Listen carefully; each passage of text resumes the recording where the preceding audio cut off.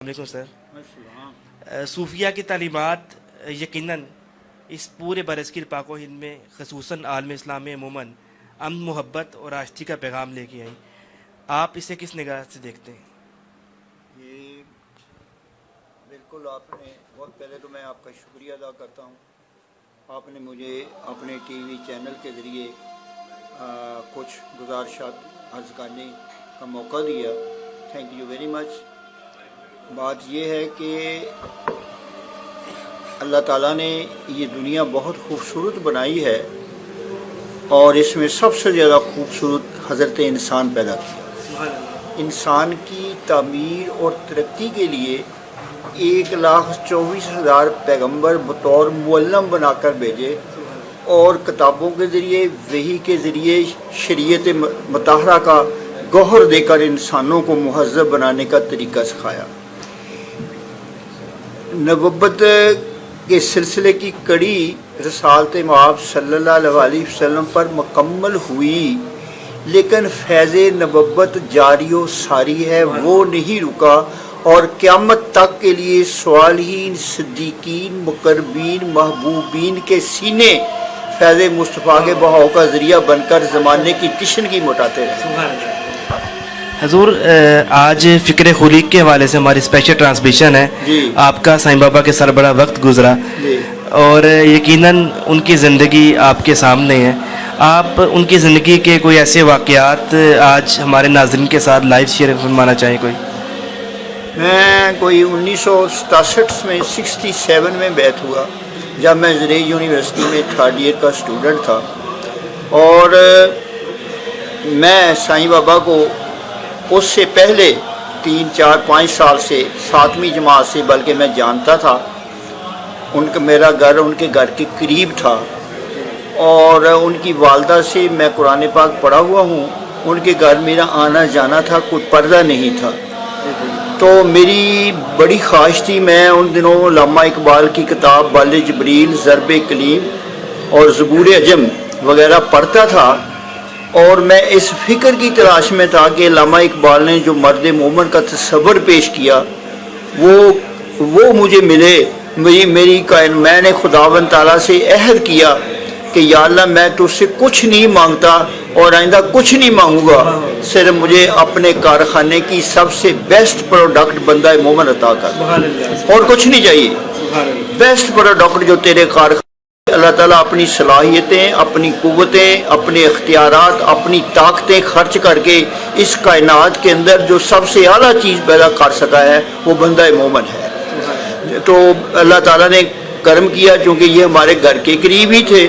मैं इकबालियात की रोशनी में, शरीयत मुहम्मदी की रोशनी में हज़रत मोहम्मद शरीफ खलीक का मुताला करता था, अपने ज़हन में तज्ज़िया करता था, एनालिसिस करता था। मुझे शरीयत के भी सारे पहलू परफेक्ट इनमें नज़र आए। मुझे अखलाक मुहम्मदी बदरजा अतम बढ़कर नज़र आया। मैं जितने भी पीरों को देखता था, किसी ने कड़े पहने हुए थे, किसी ने लटें बढ़ाई हुई थी, किसी ने गिरवी कपड़े पहने हुए थे, किसी ने हाथ में चिमटा पकड़ा हुआ था, किसी ने संगलों से अपने आप को बांध रखा था और शरीयत ज़ीरो थी। इस फ़क्र से मैं बेजार था। मैं ऐसे फ़क्र की तलाश में था जिसका सरचश्मा कुरान, सुन्नत नबवी और अखलाक मुहम्मदी हो। मुझे इनकी शख्सियत में ये तीनों चीज़ें नज़र आईं और मैं बैठ हो गया। सर, आपका ज़ाहरी, अगर हमारे नौजवान इस प्रोग्राम को बहुत ज़्यादा देखते हैं, शौर दीन को, आपका ज़ाहरी मतलब जो ज़िंदगी है वो भी इंतहाई कामयाब लोगों में से एक है आप गुजरी। तो दोनों चीज़ें इकट्ठी चलाना, क्या ये पॉसिबल था? जो आप ये फ़क्र में पॉसिबल है। ये सही मुर्शिद मिल जाए तो दुनिया भी चलानी है, दीन भी चलाना है। हुजूर ने एक बैलेंस्ड लाइफ गुजारी है। दुनिया को दीन के तरीके पर चलाओ तो दुनिया नहीं रहती, दीन बन जाता है, इबादत बन जाती है। आज भी हमारी नौजवान नस्ल इस चीज़ से बड़ी खौफजदा है। गलत है वो। उनका ज़हन है कि शायद अगर हम इस लाइन पे आएंगे तो दुनिया का कोई नुकसान हो जाएगा। या उन्हों को आइडियल मर्द मोमन ना मिला है, ना देखा है, ना उसकी सोबत अख्तियार की है। 2 नंबर पीर, फीमी, चरसी, जादू टूना करने वाले लुटेरे और शरीयत की दजियाँ उड़ाकर लोगों के दीन पर डाका डालने वाले लोगों को टीवी भी देखते हैं, सोसाइटी में भी देखते हैं, इसलिए वो जो मुतनफ़र हैं हक बजानब हैं। लेकिन अगर हकीमों में बुरे हैं तो अच्छे भी हैं, हम बुरे हकीमों को नहीं इलाज करवाते, अच्छों के पास जाते हैं। बिजनेसमैन दयानतदार भी हैं, ईमानदार भी हैं, और उसमें फ्रॉड करने वाले भी हैं। फ्रॉड करने वाले होने के बावजूद भी हमने बिजनेसमैनों से सौदा लेने नहीं छोड़ा। हकीमों में 2 नंबर होने के बावजूद हमने हकीमों से इलाज करवाना नहीं छोड़ा। तो इसी तरीके से औलिया अल्लाह में मसनूई जाली नकाब पहन कर आए हुए हैं और मर्दाने हक भी हैं, हम उनको छोड़ते जाएं और उनको अख्तियार करें। उनके पास जाकर तो देखो, आपको तो मिस उन ग्रुपों ने जो एंटी रूहानियत है। सर एक मैं ऐसा सवाल आपसे करना चाहता हूँ जो यकीनन आपसे ही बनता है, जी वो ये है कि साईं बाबा की जो खुलफा गालिबन 40 के करीब थे उनकी सारी ज़िंदगी के, श्योर, तो उन खुलफा को अगर मतलब ऐसे होल देखा जाए हाँ। तो ज़्यादातर खुलफा पढ़े लिखे थे। इसमें क्या खास कोई रीज़न थी? इसमें ख़ास रीज़न ये थी कि जब मैं बैत हुआ था अपने हज़रत साहब का, तो मेरी ख्वाहिश थी कि ये छुपा हुआ ख़जाना है, मखलूक को पता नहीं इनके स्टेटस का, इनके मर्द। मुझे करीब से इनको देखने, क्रिटिकली इनको जज करने का मौका मिला है। मैंने इसको मोमेंट पाया है।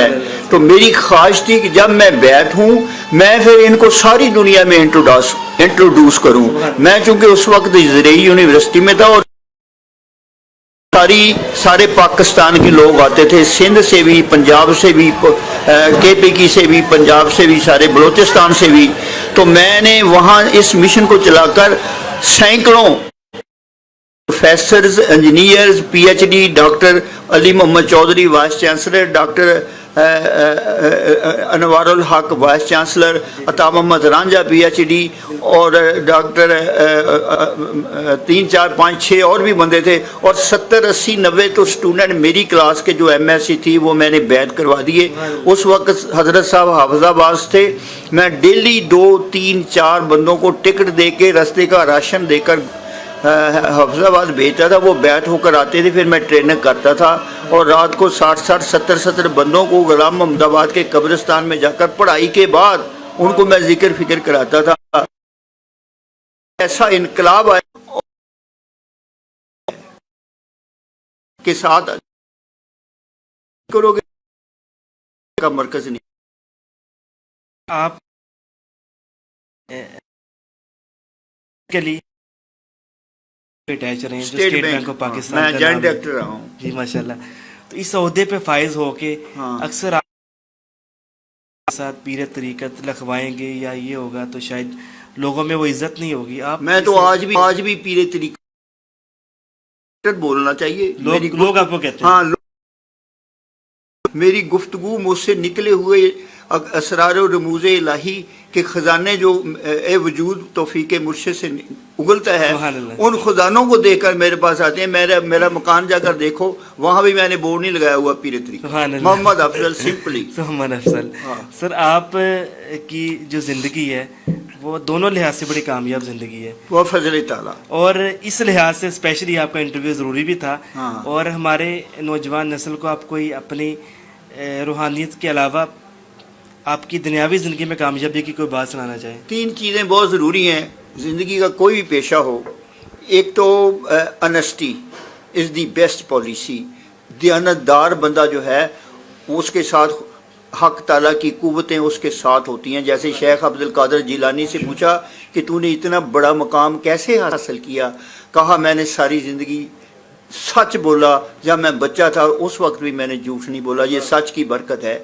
पैगम्बर रहमत सल्लल्लाहु अलैहि वसल्लम के लोग जो यकीन रखते हैं, आपने कभी झूठ नहीं बोला, इसलिए जो वो कहते गए ज़माना मानता गया। सच्चाई शोहरत बन जाती है, सच्चाई ताकत बन जाती है, सच्चाई जुर्रत बन जाती है, सच्चाई तवक्कल बन जाती है। हक की कुव्वतें सच्चाई के साथ होती हैं। जब बंदा सच उगलता है तो ज़माना फतह होता जाता है, दिल फतह होते जाते हैं। फिक्र खुलीक के हवाले से कोई आपसे हुजूर पाक का इरशाद, हाँ, आप कोई आज जी सूफीज़म के हवाले से हमारे नाज़रीन से शेयर करना चाहें? वो सबसे यही है कि बंदा मोमन की तलाश करो, उसकी ग़ुलामी में जीने का फ़न सीखो और अल्लाह अल्लाह की मार्फत हासिल करो। इसमें दुनिया में भी इज़्ज़त है, कब्र भी रोशन है, आखिरत भी रोशन है। वरना پسموزدہ مردہ ہو کر اس دنیا سے ویسے ہی مر جائیں گے. فانی چیزیں، دولت، عورت، بچے ہیں جی، مکانات، بلڈنگیں، یہ سب تباہ ہونے والی چیزیں ہیں. باقی رہنے والی اس کی ذات ہے. باقی کے ساتھ لگ جاؤ، سبحان اللہ. فانی کو چھوڑ دو. سبحان اللہ. فانی کی ضرورت ہے کرو، لیکن فانی کو ترجیح نہ دو، ترجیح باقی کو دو. سبحان اللہ. ہاں، فانی کو باقی تک جانے کا ذریعہ بناؤ، فانی کو استعمال کرو حق کو راضی کر. آخر میں چاہتا ہوں کہ ایک چیز آپ ضرور ہمارے ناظرین کو بتائیں جی. کہ صوفیزم کی معراج حاصل کرنے کے لیے اعمال کون سے ایسے کیے جائیں جن کے ذریعے ہم اس مقام تک حاصل کر سکتے ہیں، اور نگاہ کا اس کے ساتھ کیا لنک ہے؟ 3 چیزیں: اتباع رسالت مآب صلی اللہ علیہ وآلہ وسلم. ہر حال میں کوئی روحانی کاری ہی نہیں سکتا اگر وہ شریعت کا پابند نہیں ہے، جھوٹا ہے اپنے دعوے، چاہے اس کے لاکھ مرید ہوں. اور روحانی ترقی کے لیے اتباع رسالت مآب، حضرت مجدد الفسانی فرماتے ہیں. اور دوسرا جو ہے وہ ہے شیخ کامل کی محبت. شیخ کامل کی محبت تمام روحانی بیماریوں کا علاج ہے. تمام حسد، بغض، کینہ، لالچ، تمام محبت ایک ایسا نور ہے جو دل کے اندر اس کچرے کو جلا دیتا ہے. اور تیسرا ذکر الہی کی کثرت، یہ پیٹنٹ نسخہ رسالت مآب سے چلا آ رہا ہے. سینہ بسینہ اولیاء کرام کو ملتا ہے. دل کیسے دھونے ہیں؟ یہ دلوں کے دھوبی ہوتے ہیں اللہ والے. یہ ان کے آستانے دلوں کے بیوٹی پارلر ہوتے ہیں. یہاں آ کر دل نکھر کے نکلتے ہیں، یہاں آ کر دل بن کے نکلتے ہیں. ان کے دل جو ہیں، ان کے آستانے جو ہیں، یہ ذکر الہی کا جادو دیتے ہیں جو قلب کی سکرین پر 24 گھنٹے چلتا رہتا ہے. قلب دھلتا رہتا ہے، اور جب قلب صاف ہوتا ہے تو اللہ کے انوار و تجلیات کی بارش ہوتی ہے. جب اللہ کے انوار و تجلیات کی بارش اس کے دل پر ہوتی ہے تو یہ 1 یونٹ بلڈنگ چمک اٹھتی ہے. اس کی آنکھیں روشن، اس کی زبان روشن، اس کا دل روشن، اس کا دماغ روشن، اس کے افکار روشن، اس کے کردار روشن، اس کے اعمال روشن. یا حبیبی یا رسول اللہ، یا حبیبی یا رسول اللہ، یا حبیبی یا رسول اللہ، یا حبیبی یا رسول اللہ، یا نور اللہ.